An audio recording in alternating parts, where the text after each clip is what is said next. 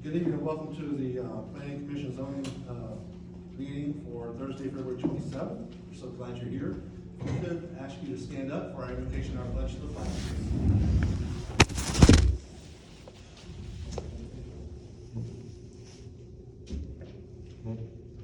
My Heavenly Father, Lord, I thank you for this time that we can meet as a group of people to try to make wise decisions for the city and for the citizens of the city.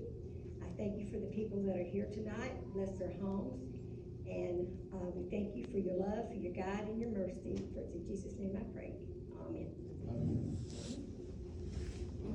I pledge allegiance to the flag of the United States of America and to the republic for which it stands, one nation, under God, indivisible, with liberty and justice for all. Thank you.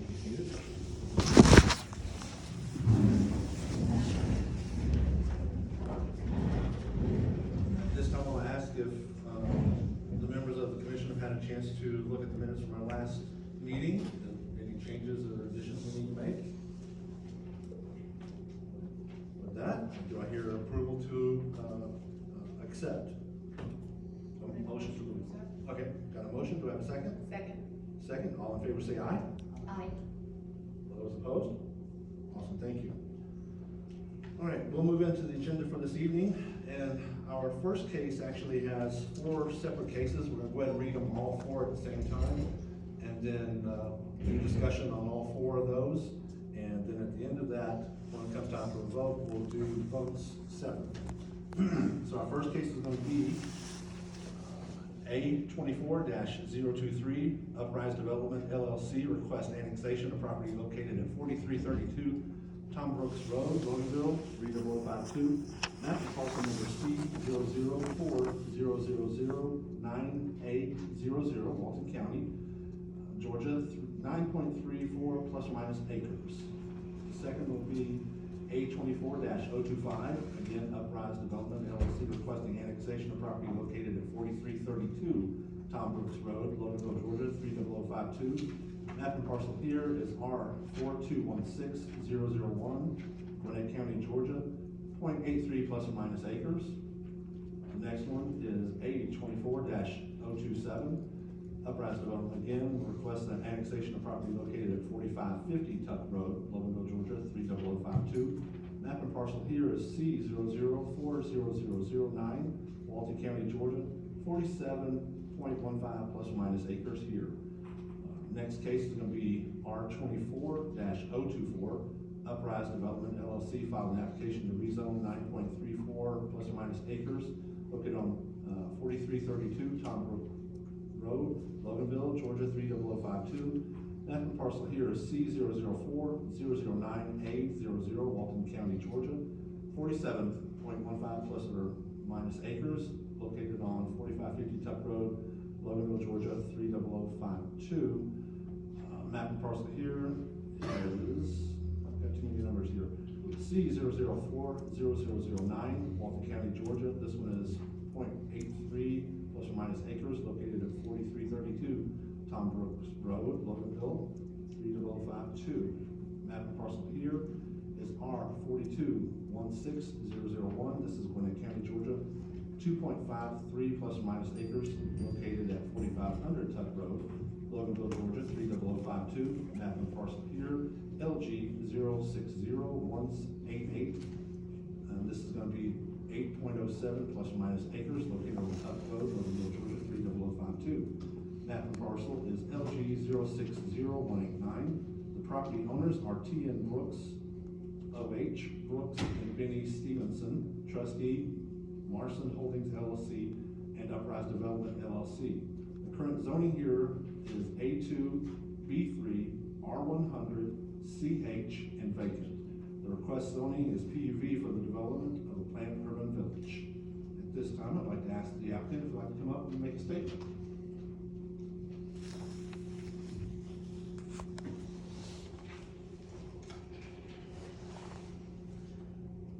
Members of the commission, thank you for allowing us to make a presentation. My name is Kurt Feldstuhl, and I'm here, I'm with the law firm of Smith, Gambrell and Russell, 1105 West Peachtree Street in Atlanta. Andrea Gray is the applicant, local lawyer, but she had a conflict, so she's asked me to step in so we can kind of be able to make the presentation. We're here on behalf of the applicant, and I've got Mr. Mark Streifer here with us to answer any kind of questions. This is there's a lot of agenda items, but it really results in a request to rezone about 69 acres to PUV. There are let's see if I can make sure this is that's kind of the bulleted view of it all. So there's 3 annexations. 2 of them, and the bulk of the annexations are in Bolton County. There's a small piece in Gwinnett, and so those are 3 of the requests. 2 of the parcels are already in the city, and then it's the accumulation that we're looking for and requesting rezoning to PUV. We'll show you a map of that to help, because it is a laundry list. This is the location of the property. It is it's just off of Highway 20. It does not have access onto Highway 20. Its access is on Tuck Road, and it's probably a little less than a mile from Highway 78, just to kind of give you a little bit of an orientation. This is what the accumulation would look like off of Tuck Road. And if you're, I won't talk in directions, but maybe as it relates to the map that you see in front of you, at the top of that point, you'll see a little sliver. That's the Gwinnett parcel. The items in green are the Walton County parcels, and then the 2 that look like a kind of a Google Earth view. Those are the city of Loganvill parcels. And in terms of what is around it, it's what's zoned on the property, as you said, is a combination of agricultural, residential, and then some commercial. And what's around it is similar in terms of its type of zoning. There's some residential around it.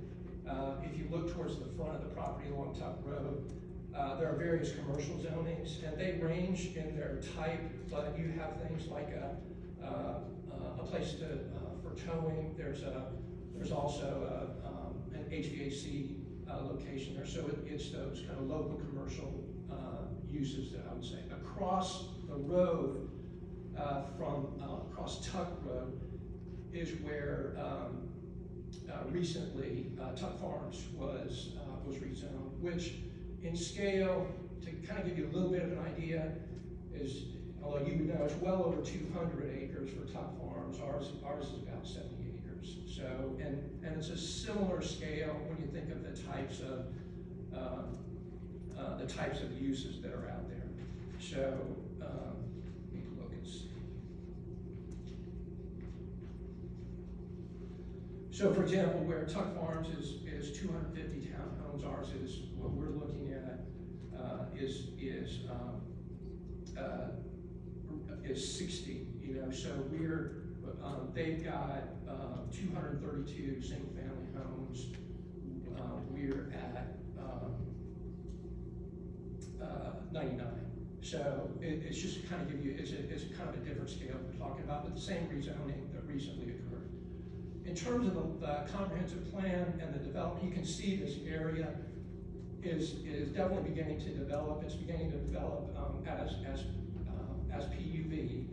If you were were in the county, if you're talking about these, because these properties are in Walton County, to the bulk of the tracts, it's in a comprehensive plan designation called neighborhood residential, which specifically contemplates a range of uses that are higher density residential, including even multifamily. It would include townhomes. It definitely includes mixed use. So if you're looking at compatibility with what the future land use plan is in Walton County, this would be, it would definitely be compatible, and I would say less intense, and of what we're proposing is less intense than what's contemplated if this property remained in Walton County. So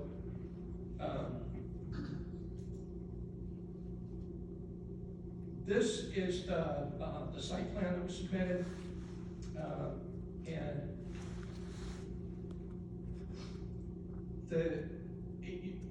it's a PUV zoning, which is specifically designed for some flexibility. We're able to take advantage of that on this property because there's a lot of wooded area and a creek.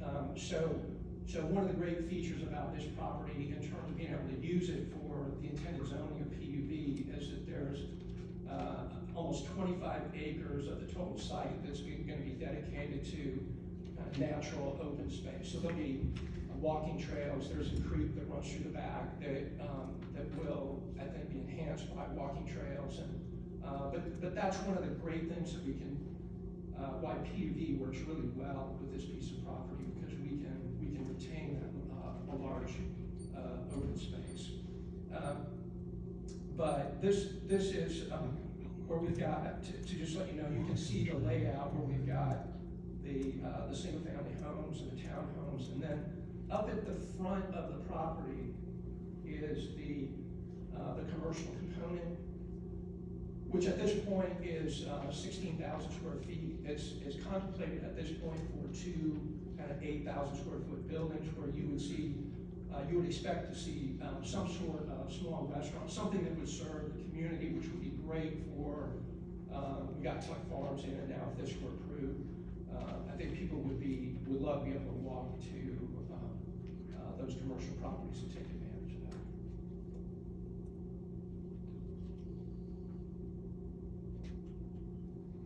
I wanted to talk a little bit about sort of the single family homes themselves. This is not designed to be a rendering. What we wanted to do is give you an idea of what the front view would look like. If you're in the PUV zoning district, then there are really strict architectural requirements which we would fully comply with, but we wanted to kind of give you an idea of what a front view would look like. A couple of things to be aware of are that these driveways, one of the things that I think Mr. Stryker heard is that in these developments, we want to avoid too much in the way of a lot of parking on streets. And so these will be designed so that there can be at least spaces in the lots in the parking lot or the driveways for 4 cars. So that would be able to kind of help keep cars off the streets. And that these homes would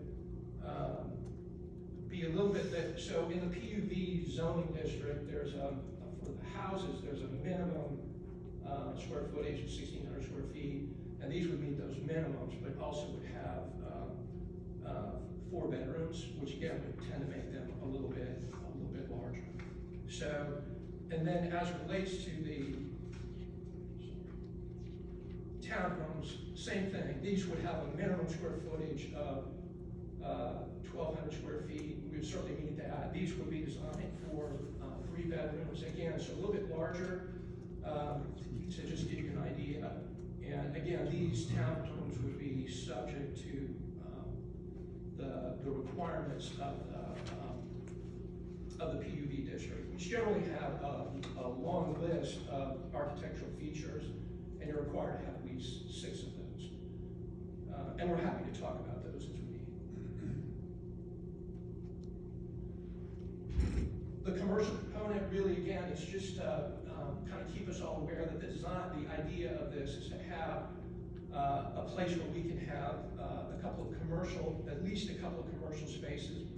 Going to be food related because we think that would be ideal, especially as this, both ours and Tuck Farms, as the area builds out, would be ideal for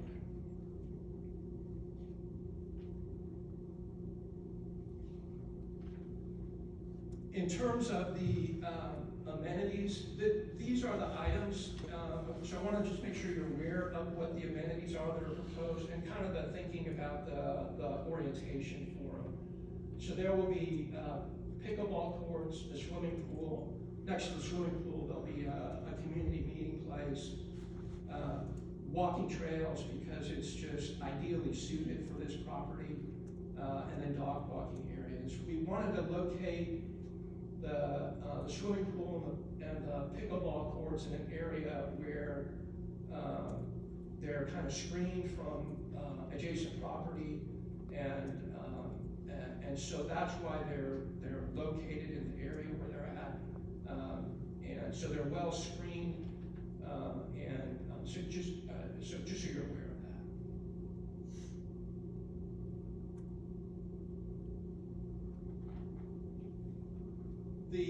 In terms of entry, as the access, as I've mentioned, the access is on Tuck Road. There's 2 access points on Tuck Road, and you know on Tuck Road where there's a sharp right, and then if you go straight, it's Brooks Road. The entrance at the top is designed to line up with that. That's something that we identified in talking with the staff, but happy to work with ultimately what the entry points need to be. But that's our thinking was the best place to have it is where it lines up with Tuck Road. I think one of the items that was raised in the staff report is that the PUB requires that you have at least a major collector as the road. This one is identified at this point as a minor road, but what we did was, because we think it's pretty clearly needs to be re-designated, so we had a traffic report commission. We've talked with, because the requirement for a major collector is a minimum average daily traffic count of 2,500. So we took traffic counts, and 2,800 is what this is up to, and obviously the traffic, the numbers will grow, especially after Tuck Farms is developed. So we've talked with the county staff. I think the county staff is in agreement, because right now it's county road, and they agree that that 2,800 would be classified as a major collector. We've also sent the report to your city engineer. So at this point, I think those discussions need to take place with the technical folks, and we will work with folks however we need to make sure folks are satisfied about the road. But I just want to point that out. The other thing that I think is important that we all know about is that this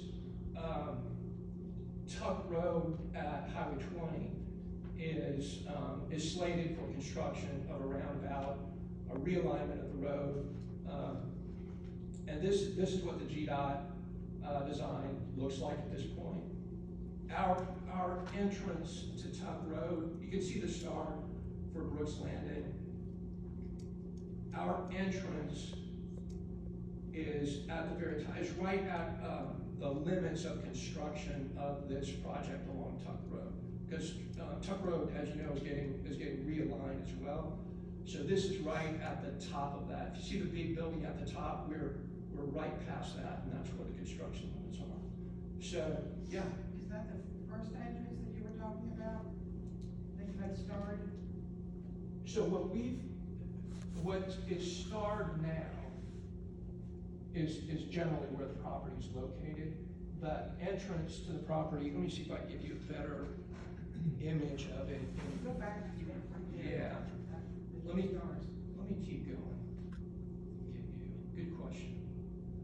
So yeah, so if you see that's what the property looks like, and if you're looking along Tuck Road, and you can see, I'm not sure if this has a pointer on it or not. It's a TV, it wouldn't work anyway.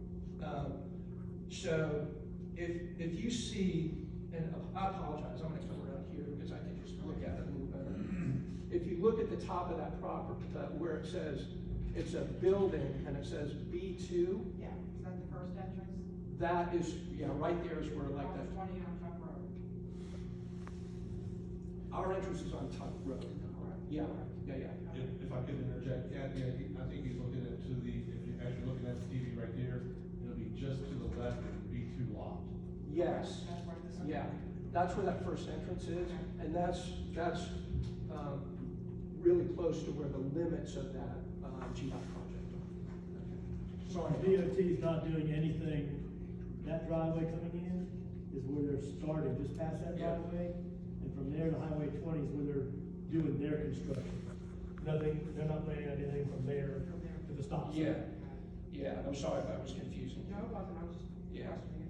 Yeah, so the point of that is that Tuck Road is changing along that area, in that intersection where we'll have a roundabout at Highway 20. And as long as we're talking about that, let me see if I can get back to that project.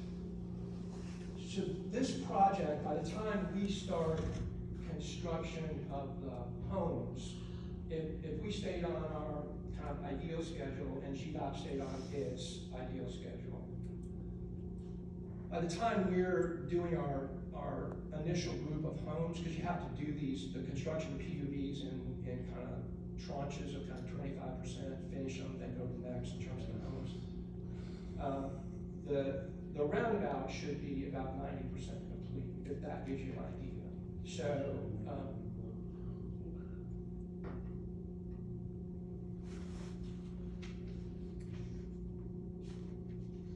So this is really, we've already had the discussion about the amenities, but we also wanted you to see that there will be places, because one of the things we've got to do is make sure we're required to have fences separating us from certain other residential. So you'll see and separating our residential from commercial. So you'll see areas where the fencing is proposed, but again, that is flexible, and a discussion about what the height is, again, very flexible about that, and then, but I just wanted to make sure you were aware of that. And so this kind of sums it up, again, what we've been talking about. And that concludes our presentation. Happy to answer any questions and reserve any kind of time we have for rebuttal. But happy to answer questions. Okay, we'll save the commission questioning till after the citizen input. Good, thank you. Thank you. All right, at this time, I'll ask if there's anyone in favor of the proposal to come up and take the podium. Seeing there is none, all right, I'll ask anybody in opposition if they'd like to come up and speak at the podium. Come up, please state your name and address, please. After, yes, sir, no, go ahead. Thank you. Hi, my name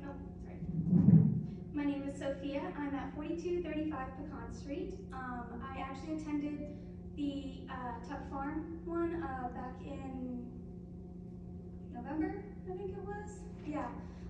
So just same kind of questions I guess would apply. I'm not sure if you were at the Tuck Farm one. I'll give you some recap. We asked questions on schools. Obviously, more townhomes, more development means bringing in more families, which is great if obviously we have more to offer young families.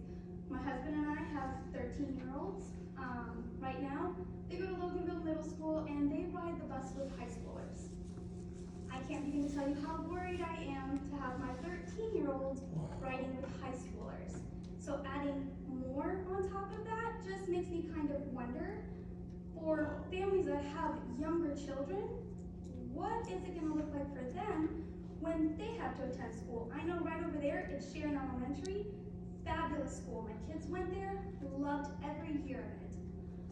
What's gonna happen when there's even more on top of Tuck Farms, on top of the construction that they're trying to finish on North Sharon, and possibly in the future, even more so. I'm all for development.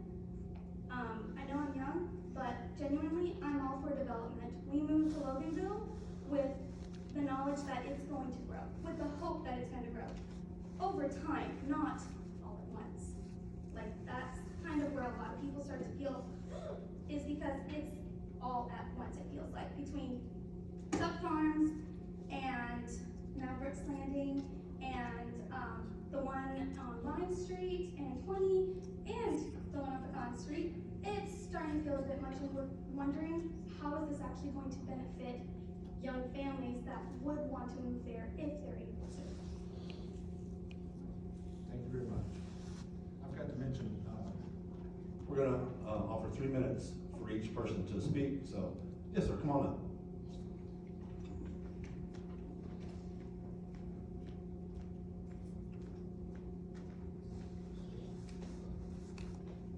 Hello, my name is Antonio Bass. My address is 4909 Highway 20, which is actually border that property on the south end of the property.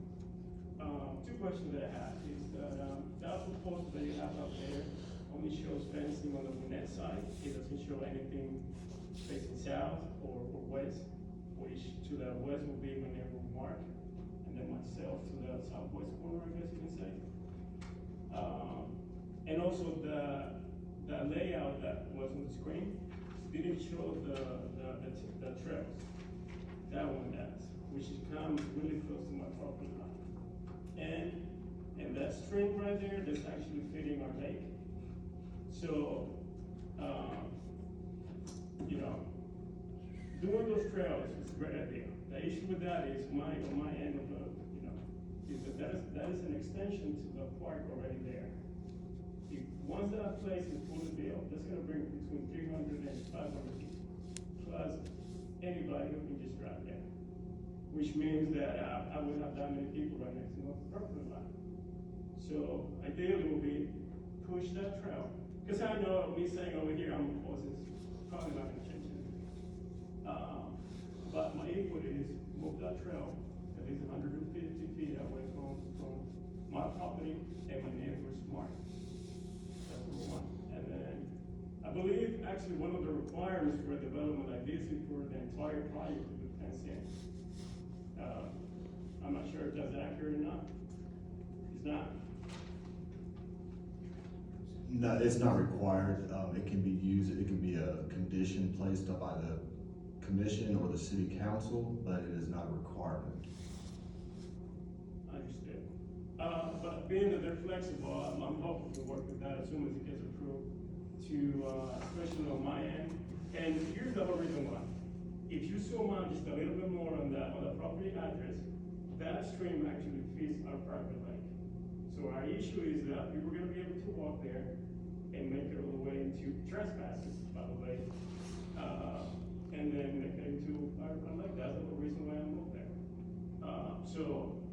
The other concern is that trail, other than being way too close to my property, it's also way too close to the stream that is feeding the lake.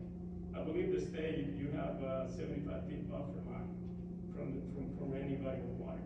That trail is not meeting that right now. It needs to move toward the north. Also, my well is in that area where, close to the property line. Just something to keep in mind. I'm sorry. Time's up. Can you finish up real quick? Sure, traffic goes out, but mainly that's my concern. Fencing, trails too close to the property. We can work with that. thank you very much. Anybody else? All right, seeing there is none, Robbie has a few things he needs to read into the minutes from some other people. I have a letter that I'd like to read into the record at the request of a adjacent property owner. Dear Planning and Development Commission Board, I am writing to express my concerns regarding the proposed rezoning to the Brooks Landing development. I wanted to attend the meeting on February 27th, but unfortunately I am working out of town at the time of this meeting. I am concerned about the overcrowding of the area. The traffic this development will bring will only add to our overcongested traffic that the area is already experiencing.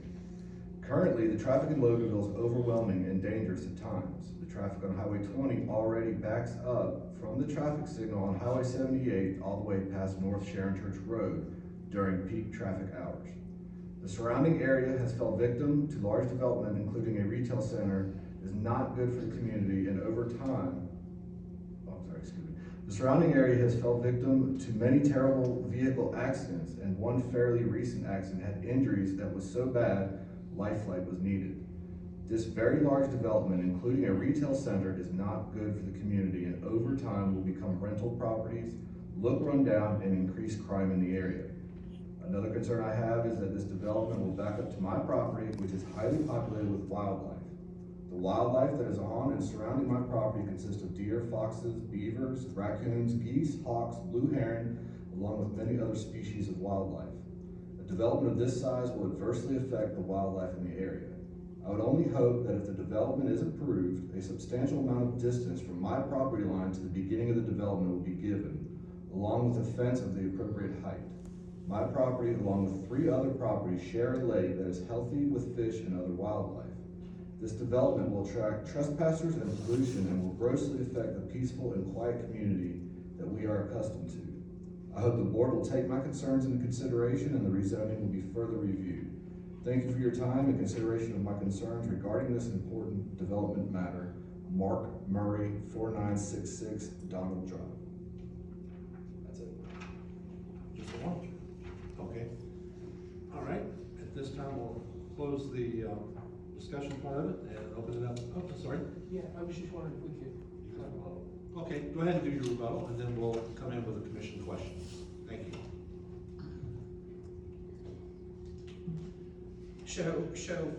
First of all, I appreciate the comments. I thought they were well thought out comments.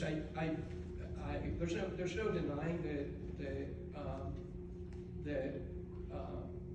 that there's growth in the area. That is here, and it's gonna continue.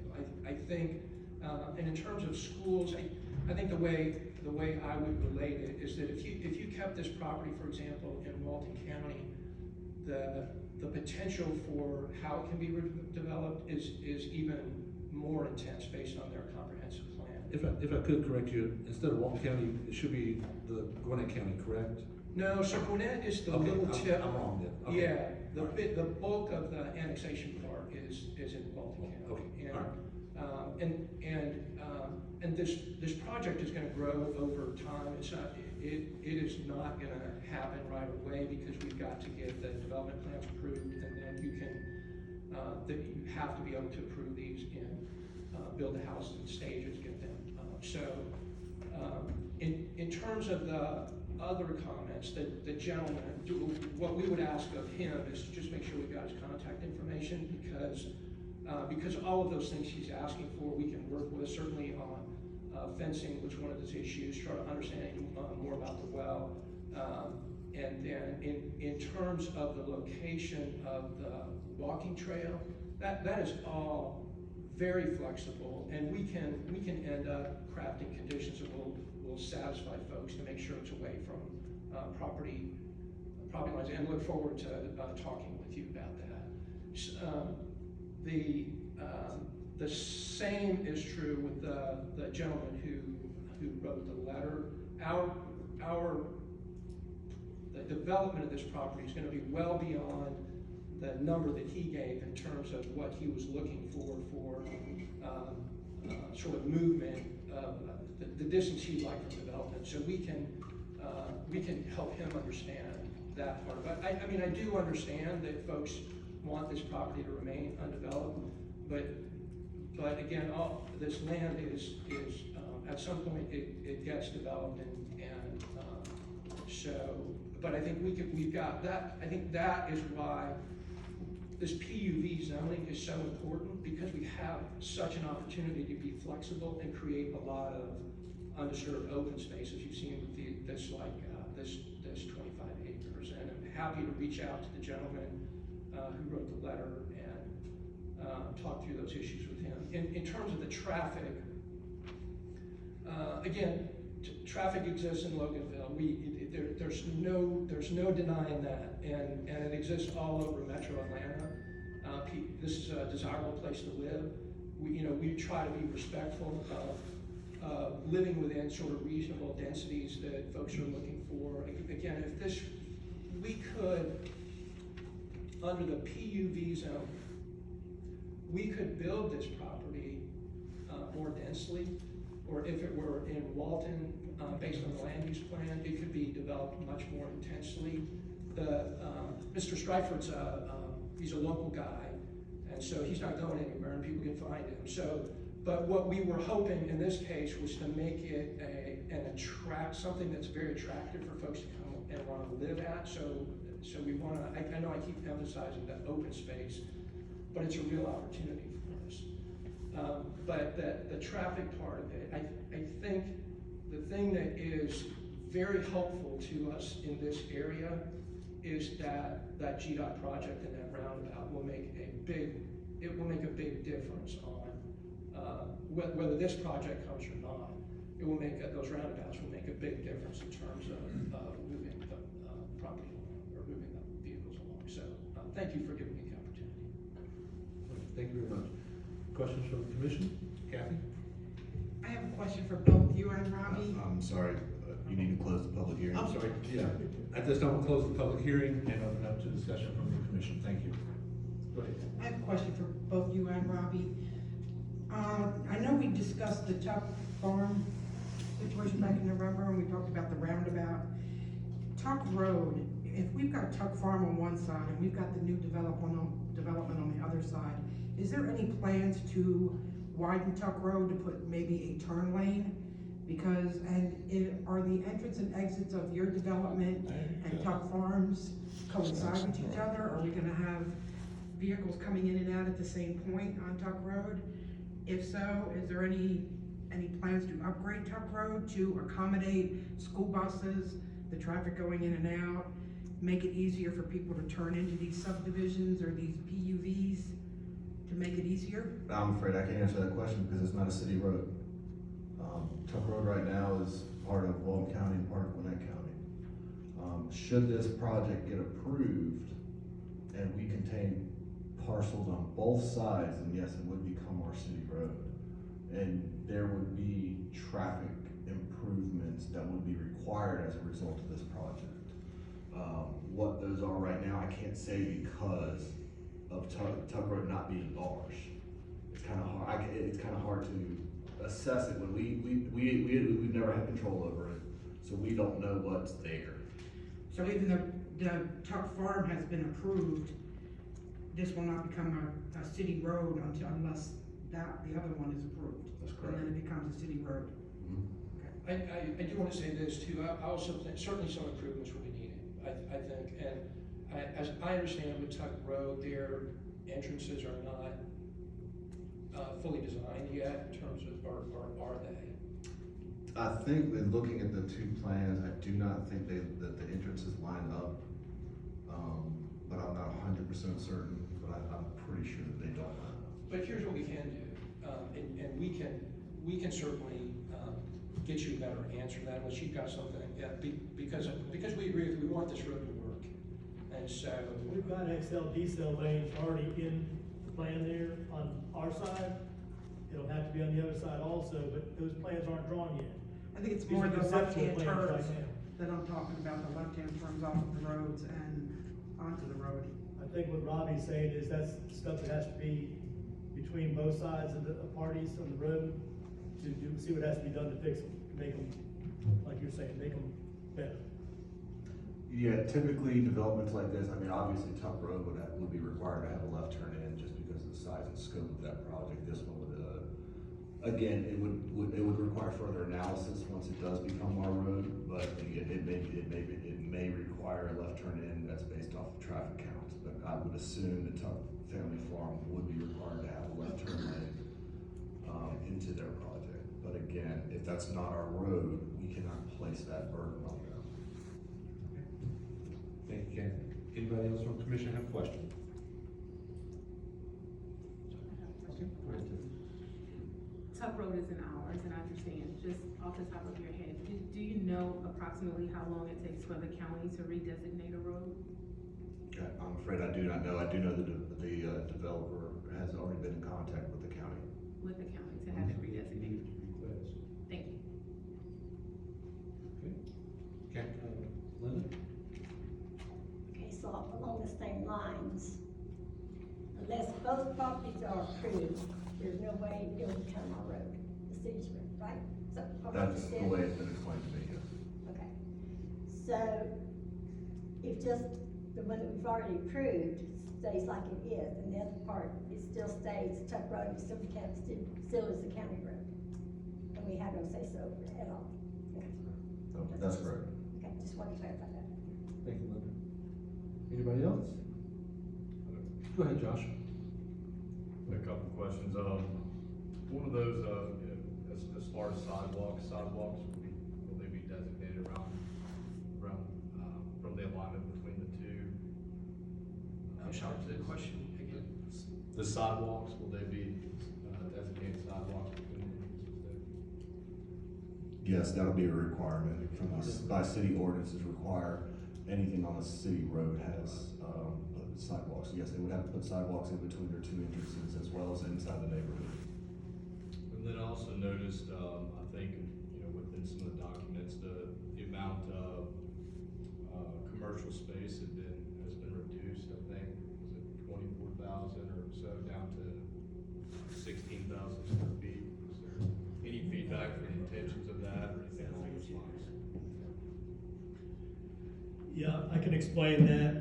When we first started, we were unclear on the rules of a PUV, especially with Tuck Farms changing. Everything it was like a moving target right there, and I didn't understand, how the buildings went. But after talking to the city, we decided we can't tell you who's gonna wanna be and what size building we're gonna need and who the tenant's gonna be this early.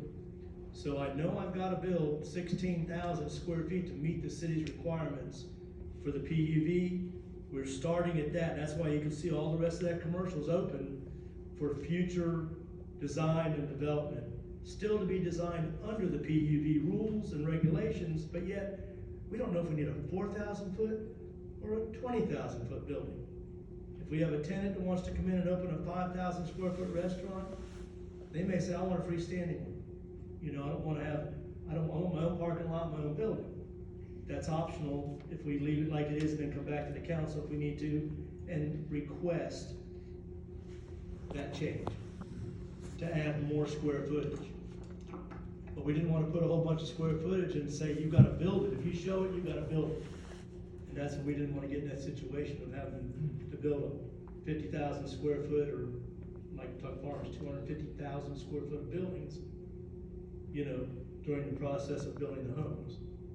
So we just wanna make sure we got it set the way the city is required, and then we can grow the commercial around the tenants that wanna be and build their building, I'll say build a suit kind of. That being said, any deviations from the plans that are approved, if the project is approved, would require him coming back through the process. He would not be able to build even another additional square foot without approval from this body and the city council. In the form of variance. Okay, thank you. Anything else, Josh? Okay. Anything else down there? Okay, we're good. All right, at this time, we'll close that out, and I will ask for a motion, starting with the first case. We will do these one by one. On case 824-023, Uprising Development LLC requesting annexation of property located at 4332 Tom Brooks Road, Loganvill, 30052. Map and parcel C0040009-800 Walton County, 9.34 plus or minus acres. Do I have a motion?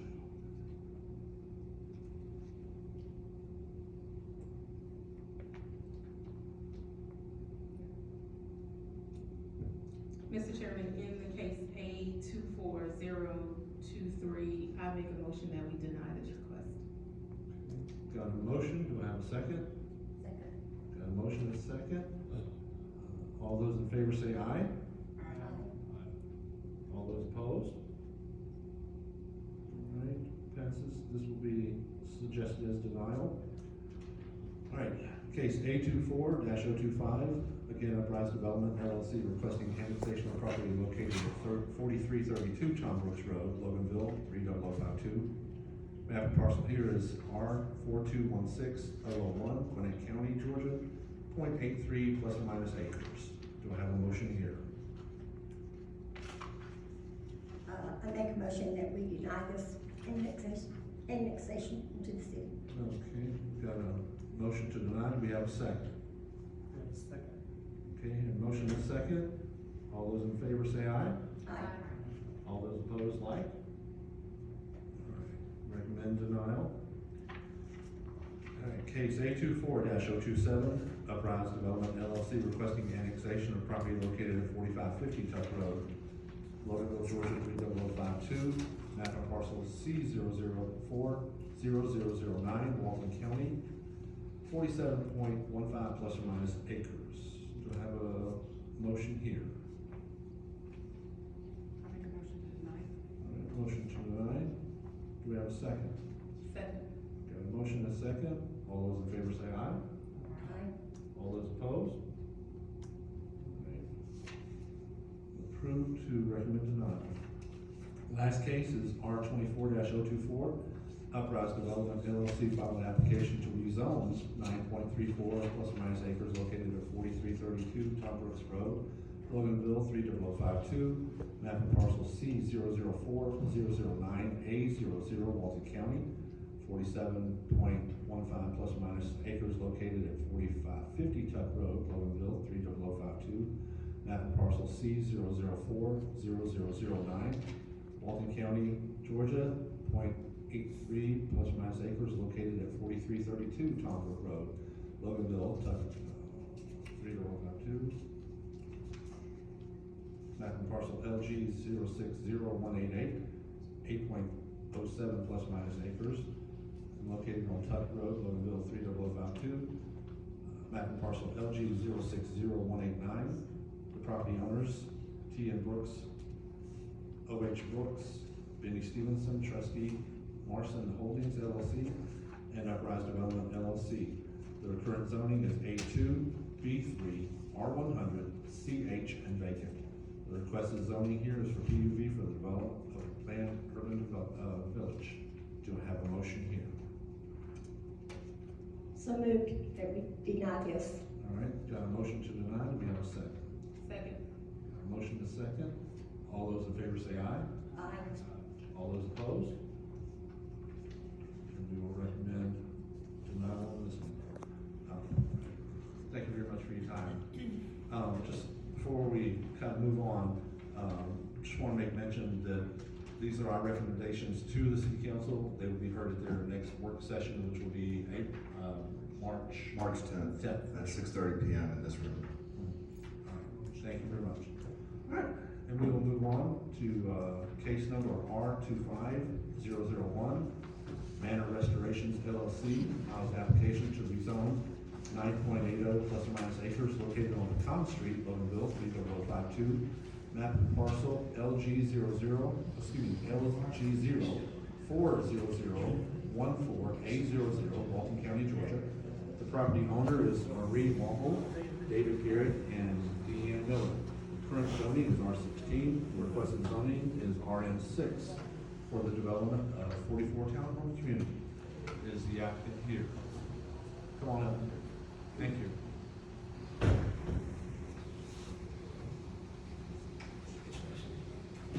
Good evening, Commission members. I'm Bernie Smith.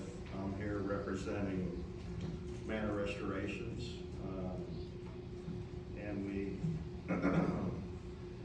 put together this 9.8 acres, and I have my engineer here with me in case we have any technical questions, but we looked at the comprehensive plan, we thought about this, and we went through a few iterations of design, and we were trying to use the comprehensive plan as a guide.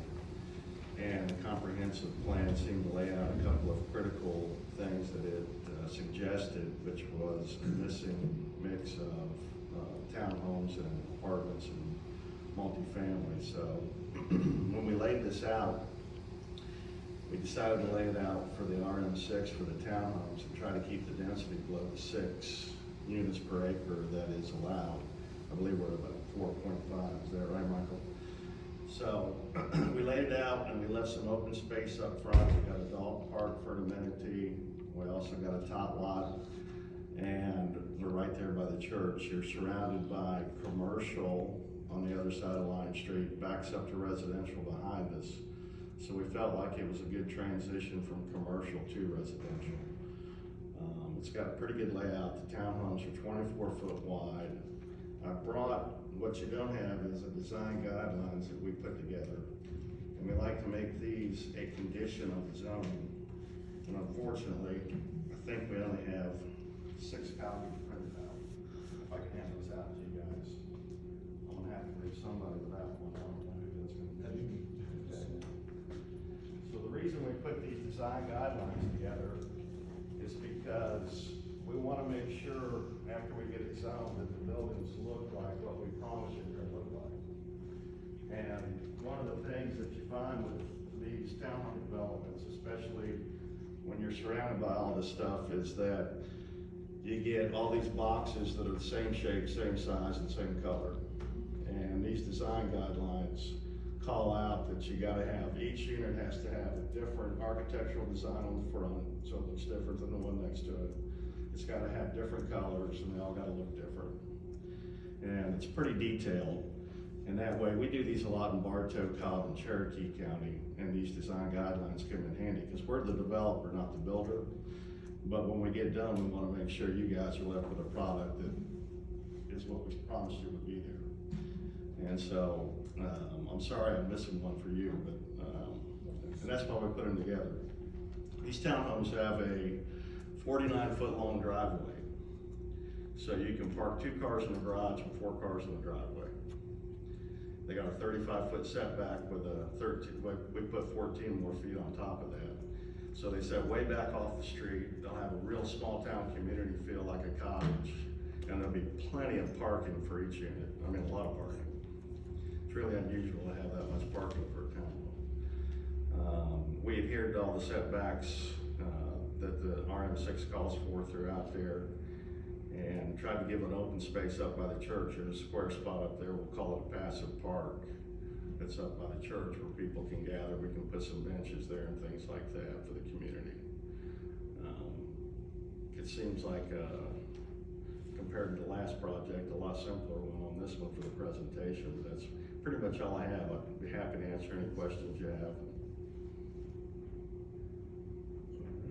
At this time, we'll reserve the commission till after citizen input. Thank you very much. Okay. All right, at this time, I'll ask if there's anyone here that's in favor of the project, if they want to come up in favor. Is there questions?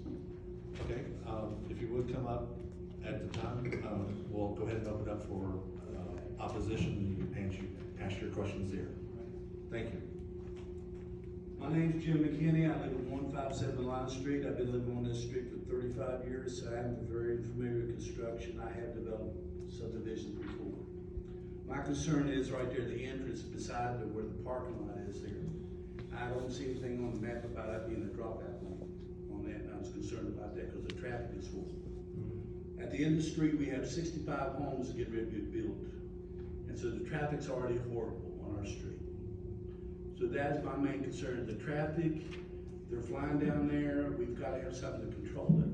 I don't know if you can put traffic cameras or not there. I used to install traffic cameras for DeKalb County, so I'm very familiar with that. The culvert down there with the, I don't know if you did the topo on it real well, but that receives a lot of water, and that water gets sometimes pretty deep. So that culvert, I'm not sure if it will handle all your water, because I used to put these culverts in, so I'm familiar with what you're talking about. But the traffic is horrible, they're already racing them down that street.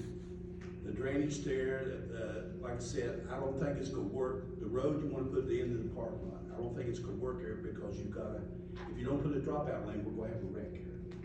They fly up and down. And since I live there, I hear it at nighttime, so. And then the other concern that I have is where the green spaces could be. There's some beautiful trees there, and one reason I moved there is because I like the trees. And so I would like to see a few extra big trees kept and everything in that area. And I want it the area to look nice. So it accepts, that's my main concern, the traffic and the drainage is because it does flood. When it gets everything, it comes down by my house and our pipes flood and everything, so it backs up. So that's my concern with the situation going there.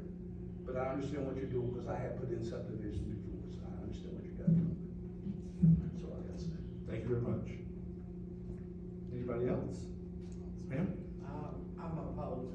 Yes, ma'am, come on up.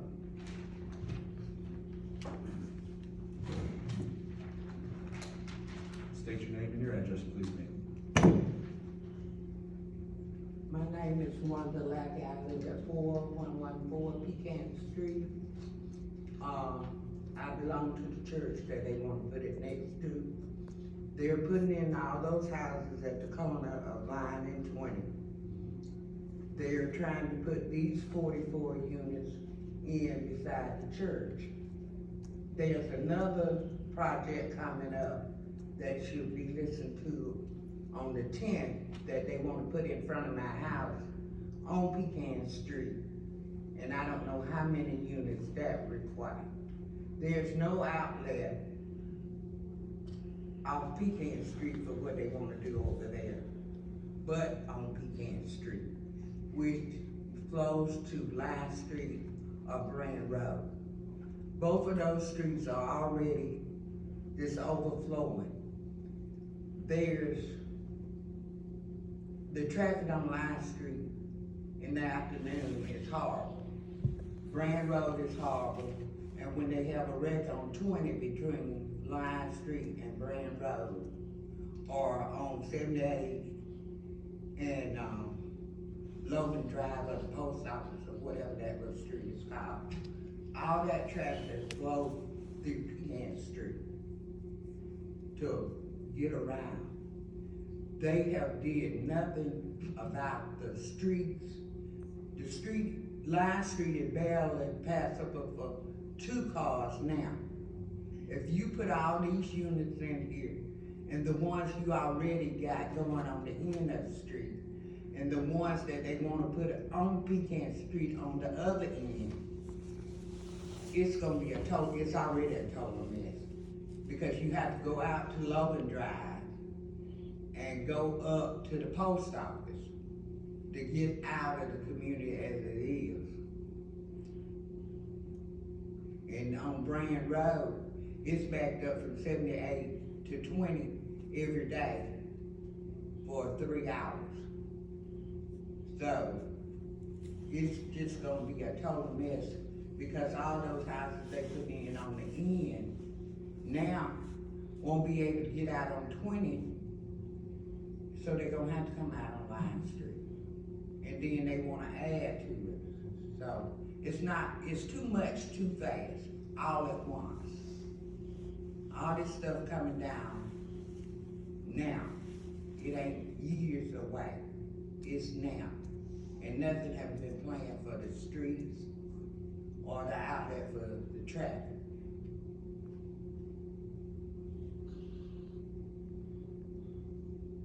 And Pecan Street going up the hill where this is gonna happen, goes to CS Floyd. And everybody know what that's like in the afternoon. Without a stop sign, no red light. It's one for 20, but it's nothing for 78. Time's up, can I get you to wrap up real quick? I'm through. Okay, thank you very much. All right, yes, sir, come on.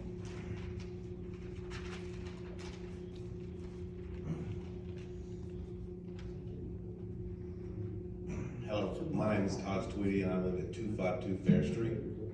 So this development that they're planning on doing is literally right in my backyard, which I'm okay with, development, but I really think the city needs to do something about the streets like everybody's talking about as far as traffic. Because I've been living in that house for 9 years now. Raised both of my sons here, one's in college now. We don't leave our house at a certain time of the day because it's gotten so bad right here in downtown Loganvill. We just say, no, we're not living in the house. Because it's just too bad. You can't go anywhere, you can't get out the house, you can't get in the house, you can't go get groceries. Normal day, it'll take me 2 minutes to get to Walmart. In the afternoon, oh no, I'm not going to Walmart and doing it. If y'all start putting more and more houses, we're not gonna be able to get anywhere. We're not gonna be able to go to the store, where nobody's gonna be able to get home from work, nobody's gonna be able to go to work. I really feel like until the city gets some sidewalks and gets a better way of flowing this traffic downtown, we don't need any more houses down there. I'm all for the development, but like everybody's saying, they're already putting the units on the end of Line Street.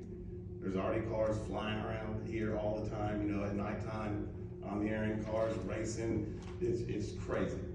So, I'm for development, but I really think the city needs to pump their brakes and really get a hold on this traffic and get a hold on people just when you guys do the grouping on the greens, it gets crazy.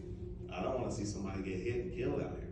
My kids like going down there and walking. If we had all these people out here, it's going to be a disaster.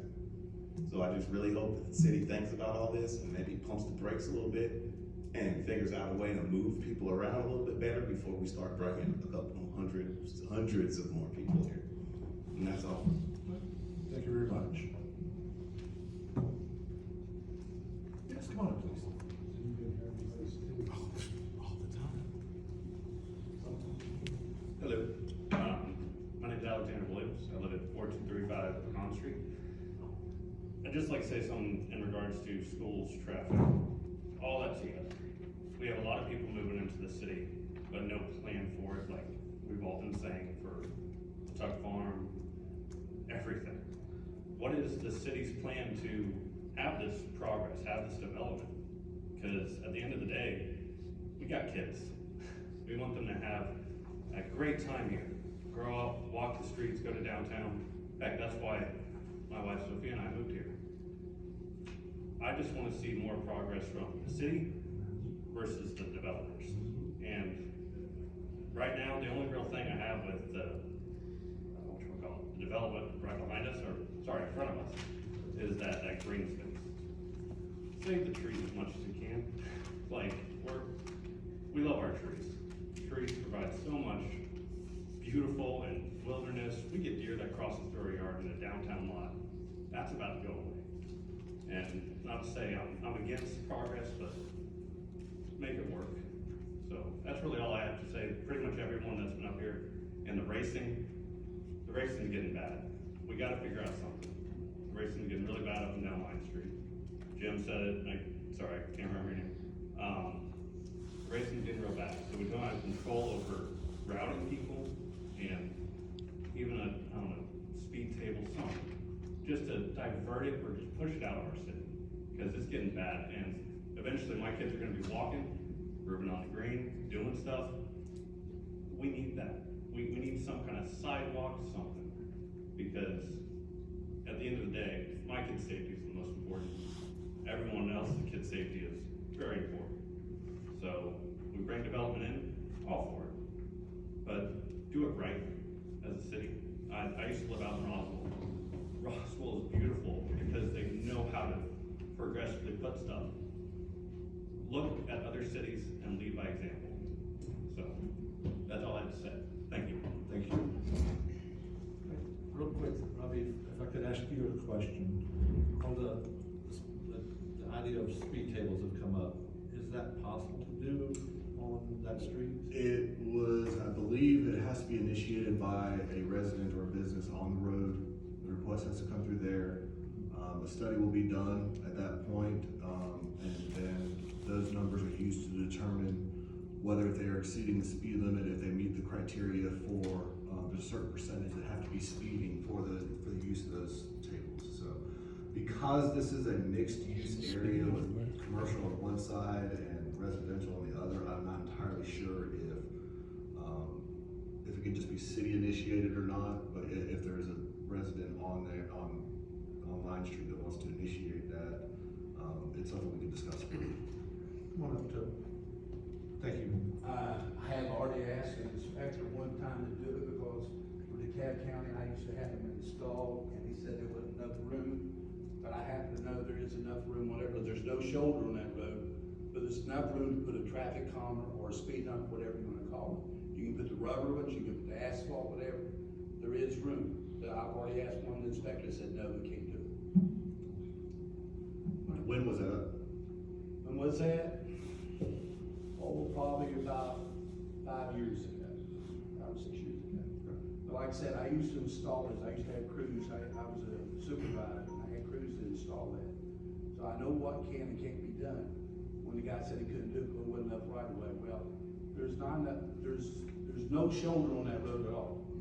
So there's no need for it to drop off to the side, so there's plenty of space to put in one every 12 or 1,400 feet, whatever, to slow the traffic down, because like he said, they race down that road. I've seen them do 70 mile an hour down Line Street. I've seen them down Pecan. I've seen them come down 40 and 50 down there. If you will, just after the meeting, touch base with me and, we'll see if we can Okay. get that revisited. Okay. I have one more question for the developer, if that's okay. Real quick. All right, I just wanted to know about, because it's coming to my backyard literally. So I wanted to know, you know, what do you guys have planned for as far as separating that over there from my backyard? Because I literally have a swimming pool and all that, like right back there in my backyard. You have a swimming pool in your backyard? Yeah. I can understand that. Right there on Fair Street. Right, Yeah. so there's a couple things we can do. We All right, can, if I could, let me get you, hold on and then do the rebuttal and you can answer that question then, but thanks for the question. All right, Thank you. Anybody else that would like to speak? Yes, ma'am, come on up. Yes, ma'am. I just need to. Now, we're gonna cut you down to a minute and a half. Huh? No, go ahead. You said I have 30 seconds? Okay. No, my name is Sophia. I live at 4235 Pecan Street. Every day when I leave for work and to drop off my kids at school, I see the lovely rezoning sign right there. And the fact that my car turns right instead of straight is amazing. I will go back to my original for Tuck and Brooks Landing. This is 44 townhomes, okay? From my understanding, how many bedrooms do each townhome have to have? 3, 4? Okay, so that's maybe 1 to 2 kids per townhome that they're hoping is gonna come to Loganvill. Quite frankly, I'm gonna be honest, I don't know what it is that Loganvill has to offer young families quite yet. We don't have anywhere near extensive parks as Gwinnett County does. Would love to see a park being made somewhere around there, not necessarily for my kids, they're teenagers, they don't want to go to a park anymore to play on a playground, but some sort of recreation would make it to where young families would want to. Okay, they come, that's great. What are we gonna do about the schools? Again, my kids are riding with high schoolers. We live on Pecan Street. They had to spend 30 minutes in the morning, 30 minutes in the afternoon with high schoolers, which to us, honestly would just be a headache, but to them, it's a lot of influence that they're not ready for. And those houses are gonna bring cars. That means noise. One of the things we loved about Pecan Street was how quiet it was. We literally pulled in front of the house, rolled down the windows, and it was silence. We moved from Roswell. We lived in Marietta at one point. Trust me, silence is golden. One of the things that also concerns me about this is trash. I know supposedly it's gonna have an HOA, if I'm not mistaken. That's great, but that doesn't mean that trash is gonna be controlled. We're already having to pick up trash from across the street from us. I'm not sure if City Council is aware, about a year and a half ago or so, a meth pipe was picked up in front of our house. And unfortunately, city cops, all they did was really crush it and say, all right, problem's gone. That really brought to the attention of what else can be coming into this area. I grew up in Gwinnett County. I grew up in Lilburn. Great place now. It's developed quite a bit. I'm worried that that's going to be coming over into Walton. And we genuinely have a love for Walton County. I can't say enough about it. I love Walton County schools. I love the fact that it's quiet. I love the fact that we actually talk to our neighbors. Like, that is a big deal. Are these new neighbors going to be good for us too? Not just for wallets. I'll say it like that. I know it's great for taxes, because my house property is about to go up, but just really consider the people that are already there and want to see growth, but not at all cost. Thank you so much. Anybody else like to speak? All right, at this time, we'll close the, Robbie, you got something to read? Sorry, I got another one to read in the Okay, record. go ahead. Dear Mr. Schwartz, I received your letter of February 3rd, 2025 regarding the proposed rezoning of 9.80 acres, parcel described as LG 04001 4A00. The rezoning case is R25-001. The property adjoins my property adjoins the parcel proposed for rezoning. My property is described as LG 050096A00. The purpose of this letter is to inform you that I am in favor of the proposed rezoning of map and parcel number LG 0400114A00 to RM6. Sincerely, Larry D. King. Thank you, Robbie. All right, at that time, we'll close the citizen input, and if you'd like to come up for rebuttal? Thank you. I'm gonna answer several questions, and I'll get Michael to help us with some of them. Okay. The trees in the green space, you know, we hate cutting trees down. We would love to leave as many trees as possible, so that, number one, you got screening, you know, so if you got in the buffer, if there's trees there and they can stay, we're all for it. We don't wanna cut any trees down unless it's necessary, and that helps with that. As far as the traffic, unfortunately, there's not much we can do about the traffic. I can tell you that I live in Roswell, and we love going to downtown Roswell. My wife and I, we go down there all the time. They haven't done anything with the streets. You have the same streets they've always had because the buildings are there, but you have lots more people. The people just love going. It's a gathering place. People love going down there. We have a thing called Live After 5 every third Thursday of the month. And 8,000 to 10,000 people from all over the metro area come down there, and they close the streets down. It's just a great place. It is really wonderful. So one of the advantages to the location of this site is there is some stuff that's you can walk to some of the restaurants around there, and there is walkability for some of the stuff, which helps with traffic. In terms of how many families typically live in a townhome, typically you have a breakdown. It's like 25% families move into a townhome. Usually it's single men, single women, 25%, 25% married with no kids, 25% married with kids. So, you know, for the school system, I mean, as far as the strain on the resources, that would help with that. And I'll let Michael take over on the other stuff.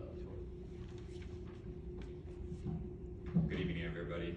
My name is Michael Brooks. I will be representing Mr. Smith here during the civil process, going through the permitting, the technical design, should this get recommended for approval. And I work for Goodwin Mills and Kaywood. We're up in Cartersville at 114 Old Mill Road, Cartersville, Georgia, 30120.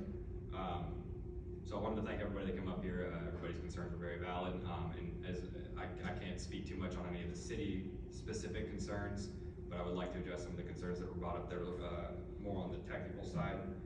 So Mr. McKinney, you came up and you had mentioned some concerns about the turning lanes.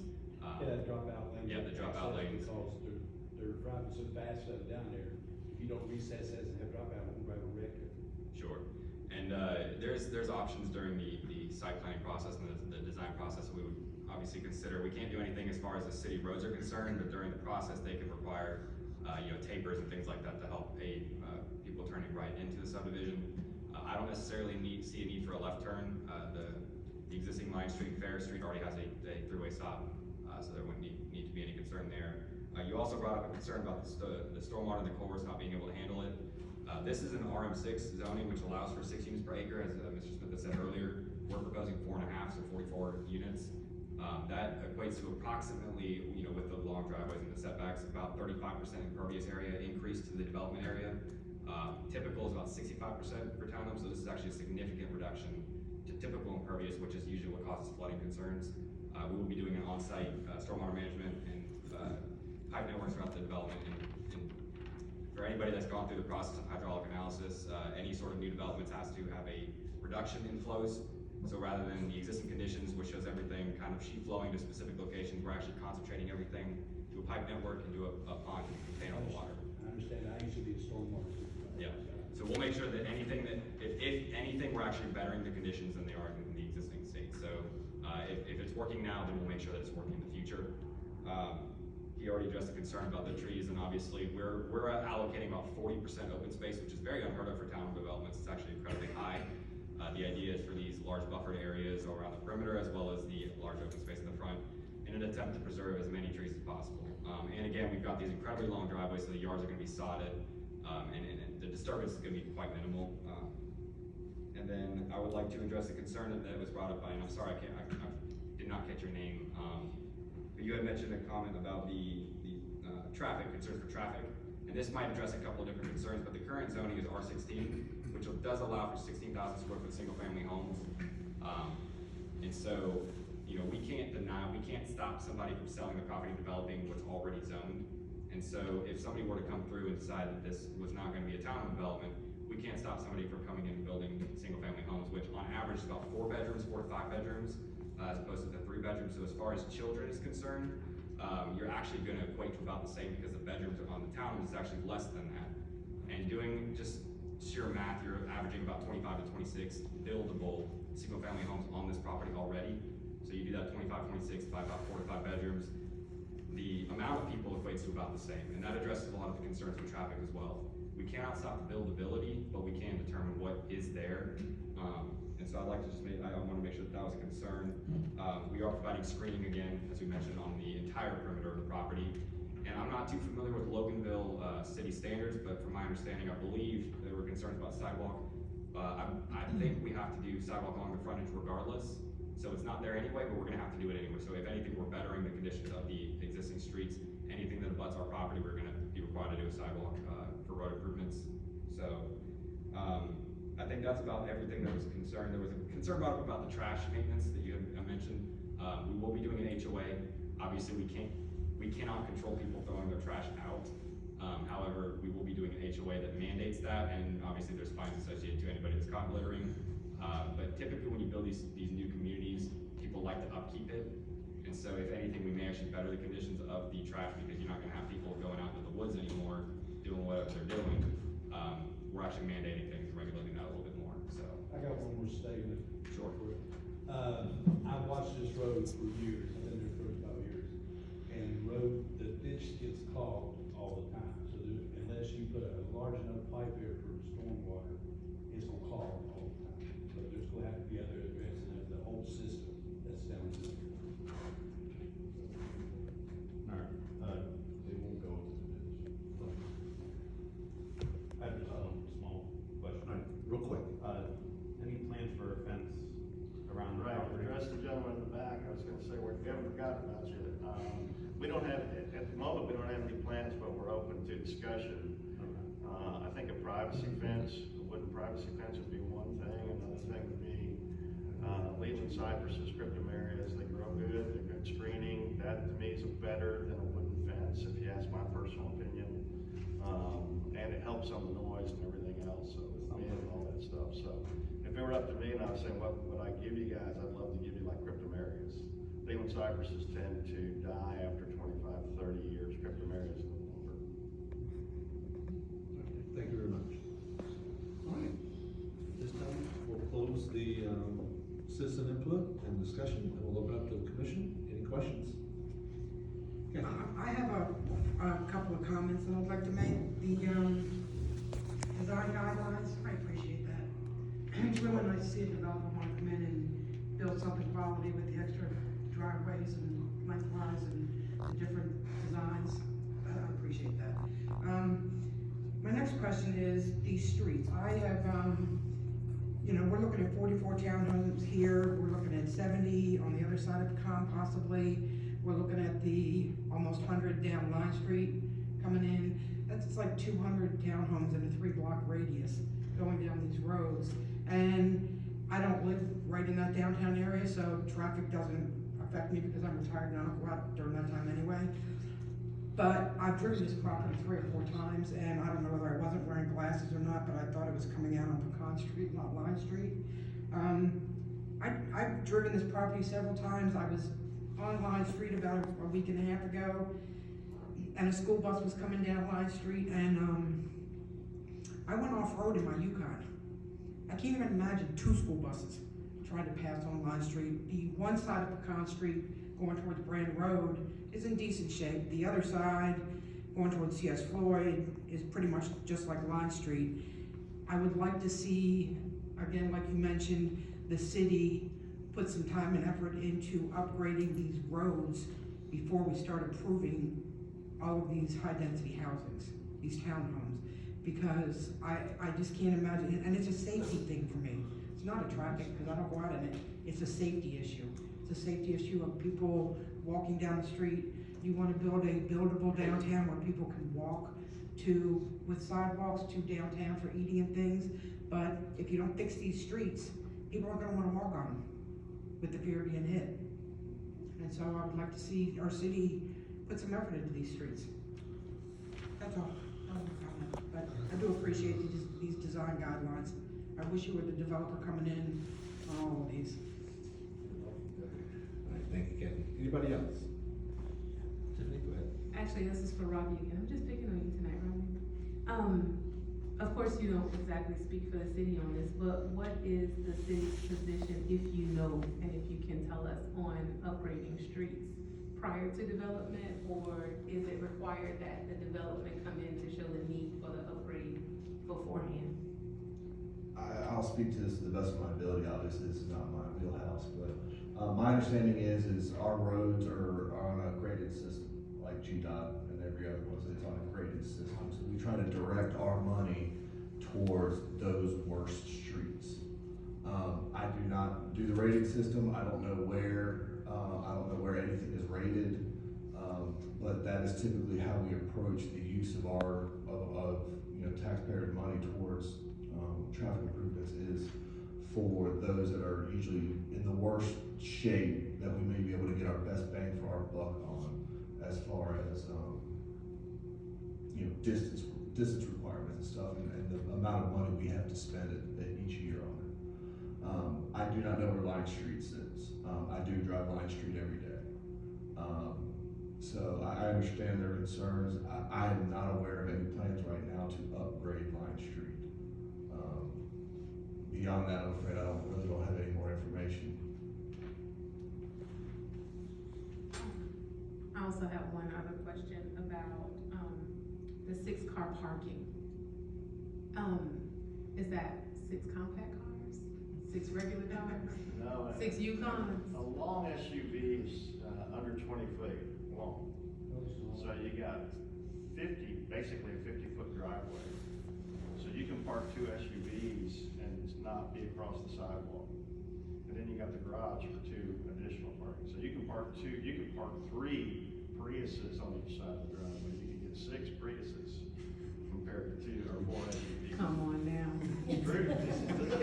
You know that there's some F-150s, F-250s, a couple dualies in the neighborhood. So let me, if I can speak on that real quick. I heard somebody chuckle over here. So the typical design that we will do for standard, the absolute longest, this is your long bed F-250, is about 26 foot at absolute maximum.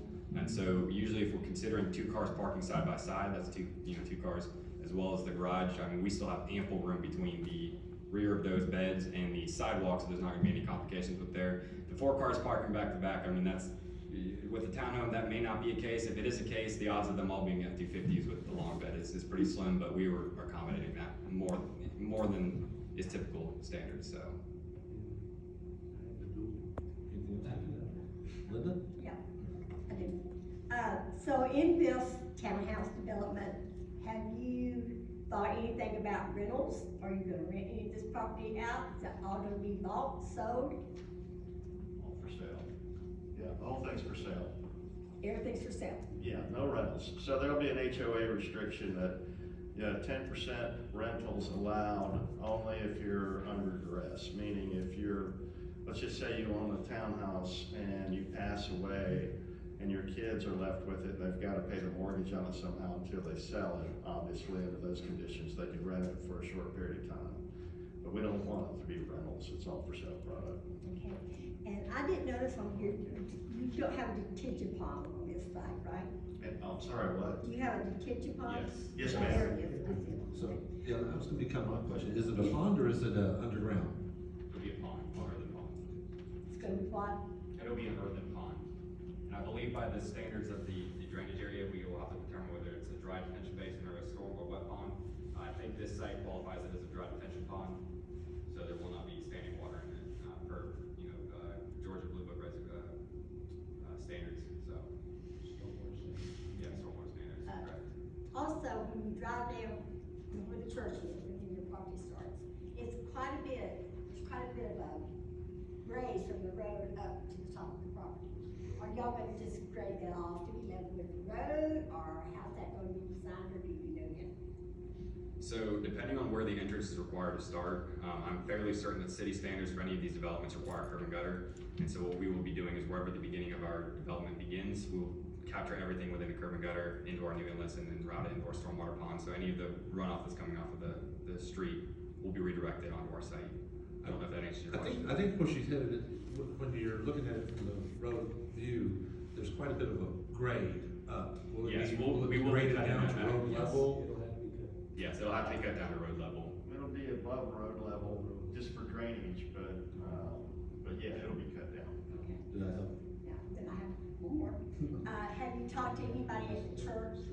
Have you visited the people at the church to see how they feel about this? Are they We okay have with not, it, or? no, we'd be more than happy to talk to the church and, we even thought the green space that we're putting next to the church would be good to share with the church members.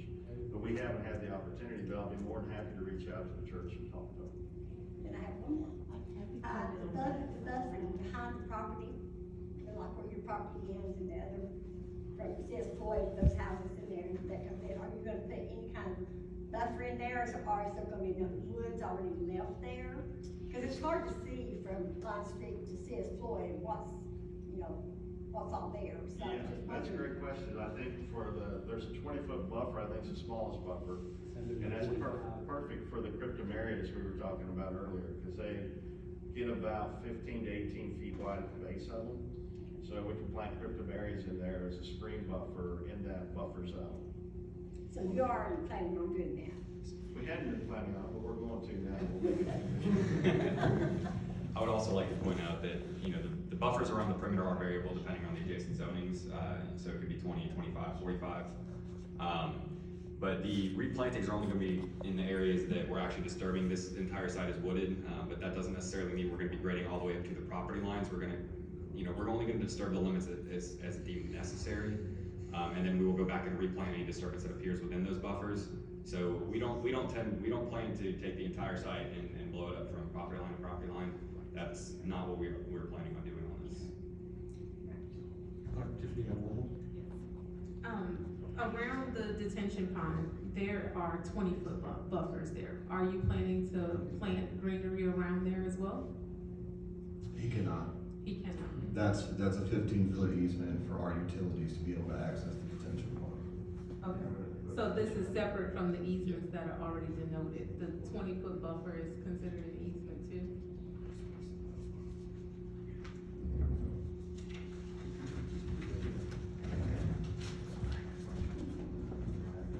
So this is what I'm talking about. Okay, no, that is just, they're just putting that that was new vegetation. So that is in the vegetation? Yes. Okay. So then, sorry. You're having a conversation.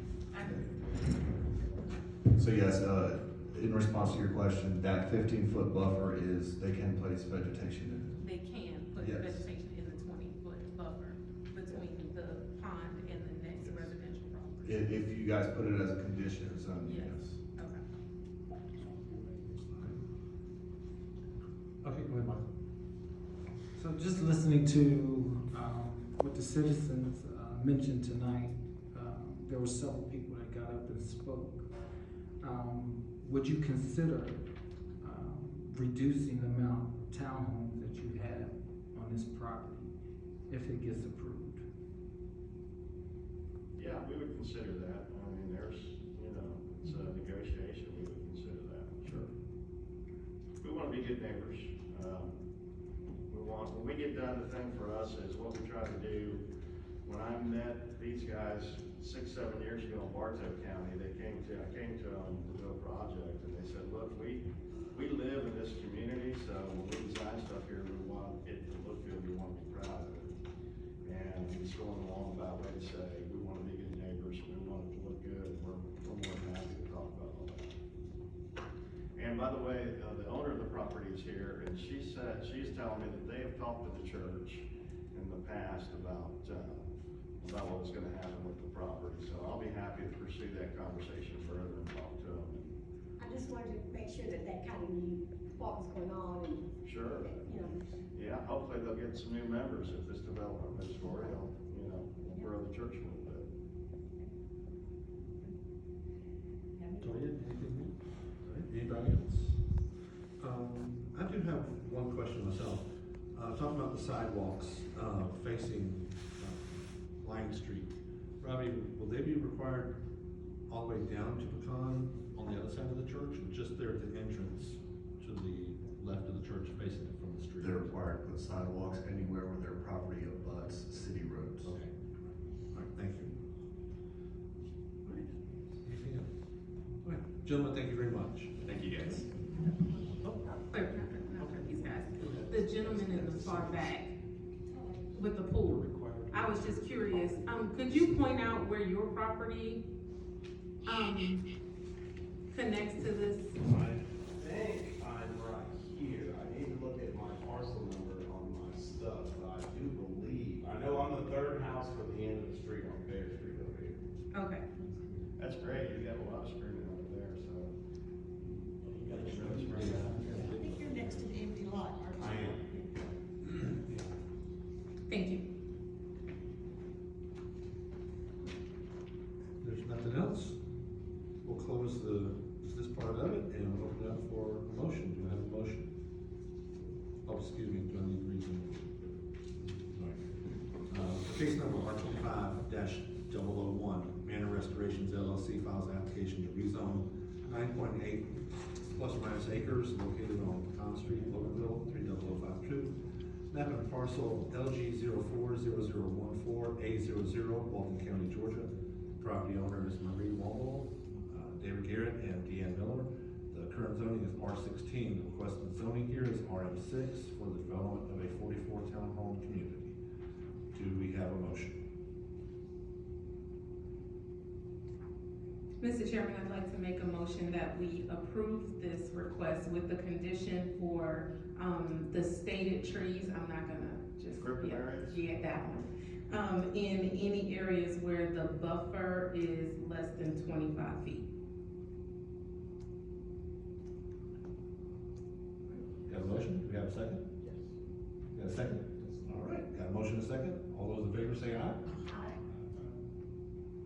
All those opposed? Oh, let me get a raise of hands on this one since we got. Ayes. All those in favor?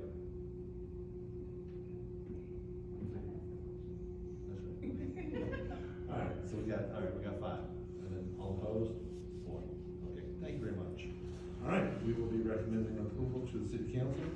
As mentioned earlier, these are just our recommendations to city council. They will be listened to it on March 10th at their work session, and there'll be further discussion there. So citizens, please show up there at that meeting. You're able to speak your voice in front of city council and let them hear.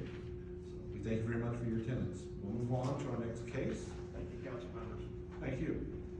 This is going to be case 25-002. Is to amend section 119-177, subsection 3, subsection C of the City of Loganvill zoning ordinance regarding places of religious worship and residential zonings. Districts to comply with section 119-216 of the zoning ordinance. Section 119-177-3C, churches, synagogues, and chapels. If y'all could, please, we're still conducting the meeting. Hey, folks. Excuse us. Folks, could I get y'all to move outside, please? Thank you. All right. And we'll finish up here. Let's see. Churches, synagogues, chapels, and other places of religious worship and instruction located in residential zone districts shall comply with all building and lot standards, including but not limited to building setbacks, maximum impervious surface area, building sizes, etc. of the office and institutional commercial zoning district outlined in section 119-216 of the zoning ordinance. Have everyone on the commission had a chance to look this over, and any questions? This is just to clean up some language. This was already, it was in one part of the ordinance, it was not in the other part of the ordinance. So for simplicity reasons, we want to make sure that it is in both parts so that anybody coming to the city can understand how we approach this. Because if they do come into a residential district, we need to be able to treat them like a commercial property. So that's why the language change is necessary. Totally understand. Any questions from the commission? All right. With that, go ahead, Josh. Probably does this cover, it mentions all the requirements of the office and institutional districts, so that'll cover any building requirements, occupancy requirements. Yeah, it allows us to put commercial restrictions on what is a residential parcel, but they don't, so a church, any religious facility can go anywhere inside the city, that the Supreme Court has determined that. So what we're trying to do is if it comes into a residential area, we have some level of control over how it looks and how it's treated as far as the zoning, as far as our inspection processes go. So this is really just, like I said, it's already under the O&I section, but it's not under the definition section, which is where we're trying to fix here. Understood.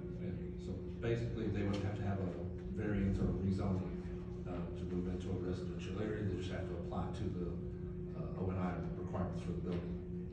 Right. Anything else? All right. Do I have a motion? I make a motion. I'm sorry, I make a motion that we accept this, change to the ordinance. All right, got a motion to accept? Second. And a second. All in favor, say aye. Aye. All opposed, like? And it passes. All right. Well, since we've done all that, do I have a motion to adjourn? So moved. Got a motion? How about a second? Second. All right, all in favor, say aye. Aye. All right. Thank you so much for everybody coming out. Y'all have a great evening.